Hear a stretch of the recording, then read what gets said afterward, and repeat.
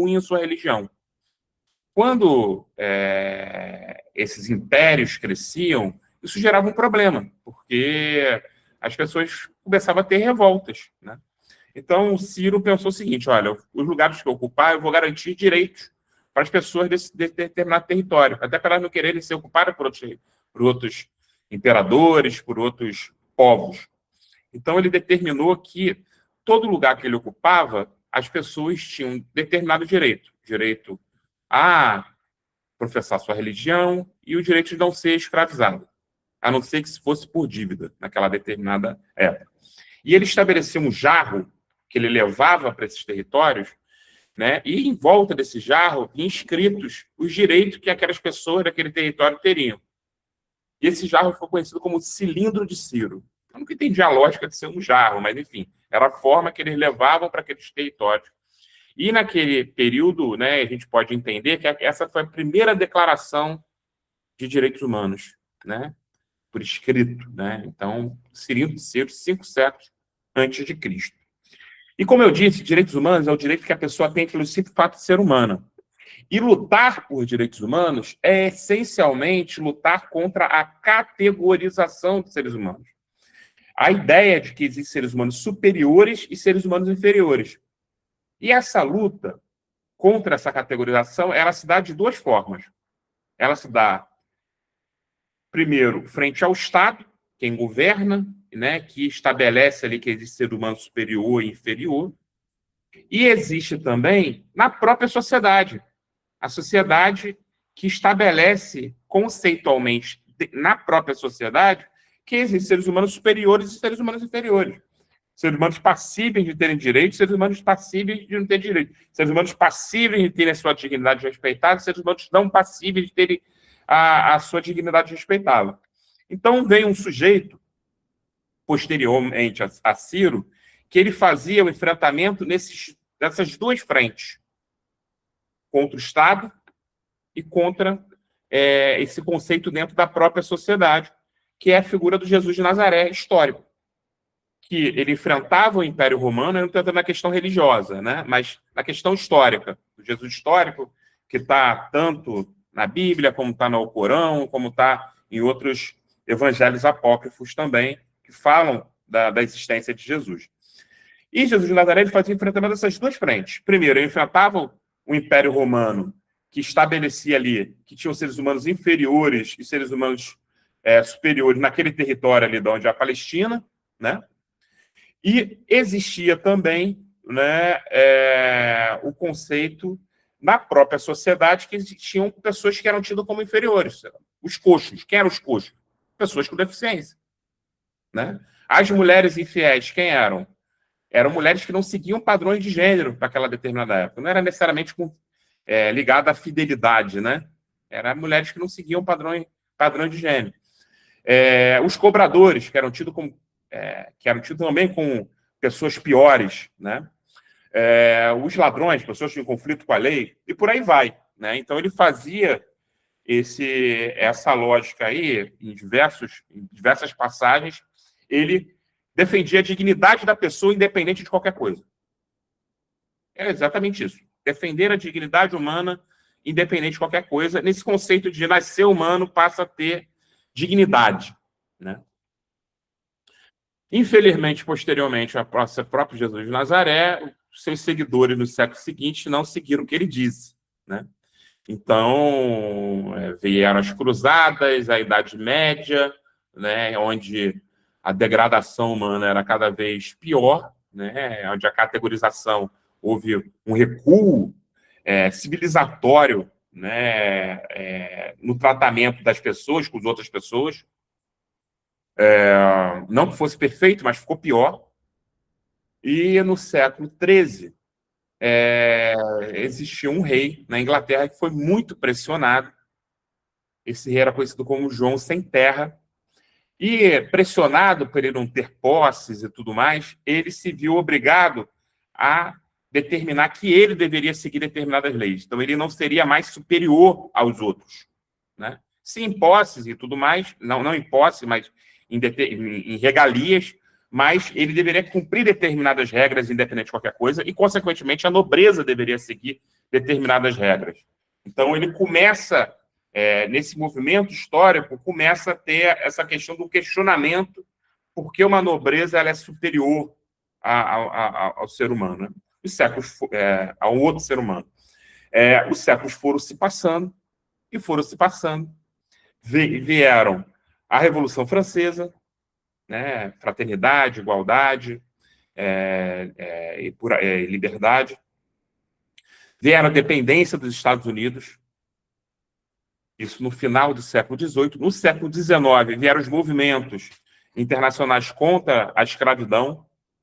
Infelizmente, o Brasil é o último país das Américas a abolir a escravidão, né, no final do século XIX, mas e desde o início já tem um processo de abolição da escravidão, de entender que não existiam ali seres humanos que deveriam ser passíveis de ser escravos, né, deveriam ter direitos, independente de qualquer coisa, né? Claro que os homens mais que as mulheres, né? Mas naquele período ali foi um avanço. Veio o final do século XIX, início do século XX. O que acontece? Vem a Primeira Guerra Mundial. E entre a Primeira Guerra Mundial e a Segunda Guerra Mundial acontece um processo na Europa, que é a ascensão do nazifascismo. E o que aconteceu em território europeu durante a ascensão do nazifascismo? Uma categorização em massa de pessoas. Mondego, já tinham guerras antes, né? O processo civilizatório na Europa não era uma fração do que é hoje, mas houve um recuo e a Europa começou a ver em seu território o que ela fazia nos outros territórios, né? O que ela levou para as Américas com a escravidão e o genocídio, o que ela levou para a África, o que ela levou para a Ásia, né? E por aí vai. Então a Europa sentiu na pele, literalmente, o que foi a categorização em massas de pessoas, com a morte de judeus, mas não só de judeus, né? De pessoas com deficiência, de comunistas, de população LGBTQIA+, de população cigana, de testemunha de Jeová, e por aí vai, que eram massacrados e mortos por conta de uma determinada características que elas tinham ali, seja ideológica ou seja física. Quando vem a Segunda Guerra Mundial e tem a derrota do nazifascismo, se determina ali na Europa, né, e nos países dos Estados Unidos e na Europa, principalmente, que se tem que dar um break e garantir que os estados devem garantir o mínimo, né, para a sua população. Então, eles começam a pensar a Declaração Universal dos Direitos Humanos. E determina nessa Declaração Universal dos Direitos Humanos, que tem 30 artigos, vários direitos. Direito à vida, direito à presunção de inocência, direito a um julgamento justo, direito a professar religião, direito ao livre pensamento, direito à previdência, que é quando a pessoa não pode subsistir e o Estado garante a subsistência dessa pessoa, direito à educação e por aí vai, né? O Brasil é um dos primeiros signatários dessa Declaração Universal dos Direitos Humanos. O Brasil vai lá e assina e compromete o Estado brasileiro, em 1948, a seguir todas aquelas posições e artigos que tem ali na Declaração Universal dos Direitos Humanos. Mas, para isso, o Brasil tem que criar uma lei interna para poder garantir esses direitos, né? E a maior lei interna que a gente tem é a Constituição. E a gente só vai ter, por conta do processo de ditadura militar, principalmente, a gente só vai ter em 1988 uma Constituição Federal alinhada à Declaração Universal dos Direitos Humanos. Ou seja, a gente vai ter ali 40 anos depois, ou seja, com 40 anos de atraso, a Declaração Universal dos Direitos Humanos respeitada, pelo menos em lei, dentro do Brasil. Vai se passando os anos, passa ali a década de 90, tem um outro avanço ali com o debate de memória e verdade, que é passar limpo as violações de direitos humanos que aconteceram na ditadura militar, né, no governo Fernando Henrique. Tem um processo ali embrionário dessa discussão, né, se cria ali a Comissão de Mortos Desaparecidos e por aí vai, principalmente era focado, né, nesse debate de memória e verdade, principalmente. E apenas em 2003 que a gente tem um órgão federal de direitos humanos, que foi a Secretaria Nacional de Direitos Humanos, que era um órgão com status de ministério. Então, pela primeira vez, a gente tem um ministro de direitos humanos no Brasil, que foi o Nilmário Miranda. Isso em 2003. E o que acontece? Né? Acontece que, quando a gente pensa em ter um Ministério dos Direitos Humanos, acaba não tendo muito sentido, porque, olha só, a gente tem o Ministério da Educação, a educação não é um direito humano, a saúde não é um direito humano, já tem Ministério da Saúde, a Previdência não é um direito humano, já tem o Ministério da Previdência. Por que se criar um Ministério dos Direitos Humanos? Porque se entendeu que existem segmentos da sociedade que são mais passíveis de ter seus direitos violados do que outros. Ou uma criança não é mais passível de sofrer um abuso do que um adulto. Uma pessoa idosa é mais passível de sofrer um acidente e ser negligenciada na rua do que uma pessoa não idosa. Uma pessoa com deficiência ser mais passível de não ter garantido o seu direito de ir e vir porque não tem acessibilidade na calçada da casa dela. Então, a população carcerária não tem o direito à alimentação porque tem que comer comida podre. Então, se pensou que existiam determinados segmentos da sociedade que são mais passíveis de sofrer violações, então você tem que criar políticas públicas para esse segmento. Né? Então, hoje, por exemplo, no Ministério dos Direitos Humanos tem a Secretaria da População Idosa, tem a Secretaria de Pessoa com Deficiência, tem a Secretaria LGBT, LGBTQIA+, tem a Secretaria da Criança e Adolescente, né? Que tem a Secretaria de Memória e Verdade para debater as questões da ditadura militar. Então, tem lá tem vários espaços para você criar políticas públicas para esses segmentos da sociedade que não tiveram seus direitos garantidos. Só que tem um agravante aí, porque o Estado brasileiro, durante séculos, ele fomentou a diferenciação de pessoas para outras pessoas. Uma pessoa branca, há 200 anos atrás, poderia ir no Banco do Brasil, que era público, e comprar uma pessoa, para pegar um dinheiro, um empréstimo, para poder comprar uma pessoa preta. O Estado brasileiro não é responsável pela questão do racismo no Brasil? Há 100 anos atrás, uma pessoa que estivesse jogando capoeira poderia ser presa, mas uma pessoa que estivesse lutando esgrima com a espada pontudinha, ela não seria presa. Teoricamente, lutar com uma espada pontudinha não é mais arriscado? Porque uma era permitida e a outra não era permitida? Porque se determinaram que uma cultura era superior à outra. Há 50 anos no Brasil, uma pessoa poderia ser morta e desaparecida por ser comunista, por ter um pensamento, ou não precisa nem ser comunista, não, isso é só crítico ao governo, do governo federal, ou ser crítico, ou defender os direitos humanos. Uma pessoa que defendesse os direitos humanos ali, não quisesse que as pessoas fossem torturadas e denunciassem isso de forma grave, essa pessoa poderia ser morta e desaparecida, sumir com o corpo dela. Tá? Então, tem centenas de pessoas no Brasil que estão exatamente nessa condição de desaparecido por conta da ditadura militar, por ter um pensamento diferente, ou seja, o livre pensamento não era garantido no Brasil. Há 40 anos atrás, um homem que matasse uma mulher, ele poderia arguir a legítima defesa da honra. E olha que só agora, há cerca de 5 anos atrás, 4 anos atrás, que foi proibido textualmente o uso do termo legítima defesa da honra no tribunal de júri.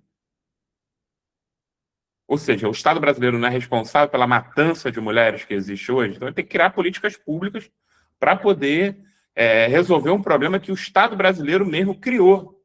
Né? Uma pessoa que era casada com uma pessoa do mesmo sexo, que vivesse a vida inteira com ela, com essa mesma pessoa, se um morresse, os bens dela ia para o pai que expulsou de casa 40 anos antes. Ia para o primo distante. Mas a pensão, a mesma coisa. A pensão não iria ali para o companheiro ou para a companheira, mesmo formando aquela união ali, né? Então, o Estado brasileiro dizia que pessoas que tivessem uma relação não heteronormativa eram inferiores a pessoas com relações heteronormativas. Então, o Estado brasileiro também é responsável pela questão do preconceito, da LGBTQI-fobia e de tudo mais. Então, você tem que criar políticas públicas porque o Estado estabeleceu isso, né? Só que existe um problema que o Estado brasileiro nunca conseguiu resolver. E, para mim, é o mais grave deles do que tange violação de direitos humanos, que a defesa, né, do Estado de entender que existe um determinado sujeito que é passível de sofrer qualquer tipo de violação. E quem está perto dele também deve sofrer violação. E quem for parente dele também deve sofrer violação.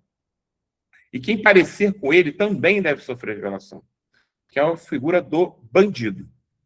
E quando eu digo bandido, não é aquele que cometeu crime, porque a gente sabe que, por exemplo, o cara da URB, né, que era o hotel urbano, que vendia pacote na internet, e eu tomei um prejuízo de R$ 2.000 por conta desse pacote, lesou dezenas de milhares de pessoas em 5, 10 mil, 15 mil reais, R$ 2.000, R$ 4.000, que compraram pacotes, né, pagaram durante anos e não tiveram que tirar esse pacote. Esse cara foi pagar ficar um mês preso agora, há pouco tempo. Ficou um mês preso. Mas, né, ele ganhou milhões de reais, bilhões, dezenas de milhões, centenas de milhões de reais dando golpe, né? Nem dezenas, centenas de milhões de reais dando um golpe. Lesou milhares de pessoas. Mas se um moleque bater a carteira de alguém e levar um celular de R$ 1.000, ele é passível de ser morto e massacrado. Porque ele é bandido. O cara que roubou milhares, que deu um golpe e roubou milhares de pessoas, não é passível de ser morto e nem é chamado de bandido. Ele é chamado de empresário em conflito com a lei, empresário que não cumpriu os seus deveres financeiros, chamado de qualquer coisa, mas bandido não é chamado. Então, ele não é passível de ser morto. Mas um cara que está andando na bicicleta da irmã e alguém apontou para ele e disse que ele era bandido, ele é passível de ser morto. Ele é passível de ser morto. Que é um homem, ele era um cara tatuado, é um cara de cabelo curto, era um moleque pardo, né? Então, ele era um cara que tinha ali um perfil que se aproxima mais, né? É claro que se ele fosse retinto, as pessoas teriam mais certeza ainda, ele teria sido morto antes de 8 minutos, né? Ele demorou 8 minutos para ser morto, ele morreria antes ainda. Mas ele tinha ali características que poderiam colocar ele como a figura do bandido, do ladrão. Né? Então, ele foi passível de ser morto. As pessoas passaram e ninguém ajudou. As pessoas viram ele sendo massacrado e ninguém fez nada. Porque não só quem matou, mas quem viu e deixou, legitimou a morte dele. Porque ele era uma figura do bandido. E isso é o que é mais grave no Brasil, porque a gente tem um índice de homicídio gigante no Brasil, a gente não investiga nossos homicídios, cerca de 60% dos homicídios do Brasil não são investigados, 60%. 60%. No Rio de Janeiro, 75%. Só 25% dos homicídios são devidamente investigados e se sabe ali quem matou, né? E, em grande parte, a pessoa ainda é absolvida depois. Posso dizer em vários casos. Mas o que acontece é que existe uma matança no Brasil. E essa matança ela é legitimada porque se defende a morte de bandido. Morre criança por conta disso, morre polícia por conta disso, morre adulto, trabalhador por conta disso, e morre bandido por conta disso também. Então, existe uma matança deliberada e respaldada socialmente que permite a matança de várias pessoas. E faz com que a gente tenha uma segurança pública que não garanta a segurança das pessoas. Gente, olha só. Vocês são do Rio. A Cinelândia é uma praça. Até 3 meses atrás, Era uma porção de roubo e assalto que tinha nessa praça. O que a polícia estava fazendo, cara? O que a polícia estava fazendo? Agora que chegou lá a guarda municipal, lá do Eduardo Paes, etc., a amarelinha, que acabou. Mas era uma praça central, no centro da cidade. E a gente tinha uma estrutura policial que custa mais do que a saúde e a educação junto, que não conseguia garantir a segurança de uma praça central na cidade, em frente à Câmara de Vereadores. Porque a nossa lógica da segurança pública é no enfrentamento ao inimigo, não da garantia da segurança. E nesse enfrentamento ao inimigo, a gente tem essa matança, que para mim é o pior crime que existe, que é o crime de homicídio. Existem crimes atrozes, a tortura, o estupro, são crimes atrozes também, mas o homicídio é pior. Se a gente perguntar a qualquer mãe que teve uma filha violada, né, é óbvio que ela não vai querer e vai sofrer muito, eu já acompanhei algumas, eu tenho certeza que ela vai falar, pelo menos minha filha está viva. Algumas já falaram isso, pelo menos minha filha está viva. Então, a questão da vida, quando você interrompe a vida de alguém, né, de forma artificial, que é o homicídio, você está levando dor e sofrimento para uma determinada família que você não vai ter resposta nunca mais na vida. Você não vai ter aquela família de novo ali nunca mais na vida. Quando uma mãe enterra o filho, acho que é a pior dor, eu não tenho filho, mas sei que é a pior dor que existe, uma mãe enterrar o filho. Quando é por doença, já é terrível, mas quando é por homicídio, né, que é algo repentino, que acontece do nada e violento, pode ter certeza que a dor ela é maior ainda. E a gente imagina que no Rio de Janeiro, 75% das mães que perderam filho assassinado não tiveram resposta por parte do Estado. Porque o nosso Estado entendeu que existe um inimigo. E a prioridade dele é no enfrentamento desse inimigo. E permite a não investigação de policiais. Que a gente tem policiais corretos, são vários policiais corretos, que adoecem vendo essa barbárie cotidianamente, não podendo fazer nada.